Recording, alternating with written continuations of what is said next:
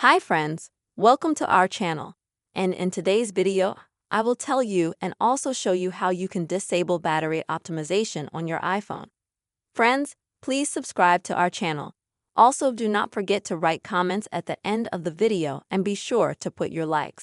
So, let's get started. And let me tell you right away that optimizing battery charging is a very cool and good feature for iPhone, thanks to which your battery will serve you longer. But if you want to disable this feature, then please open the settings on your iPhone. Scroll down a little bit and go to the battery section. Here you'll need to come to this option right here. And you'll be able to find optimized battery charging.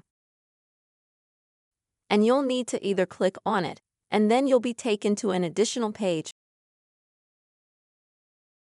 where you need to turn it off, or you need to turn it off like I did. Just click on one button. And also, you'll be able to choose in both of those options for how long you want to disable optimized battery charging. Just until tomorrow, let's say, or permanently. And you choose here the option that is more convenient for you. Friends, this is how you can disable optimized battery charging on your iPhone. I really hope this video has been helpful and useful for you. Please, friends, put your likes, write comments, and don't forget to subscribe to our channel.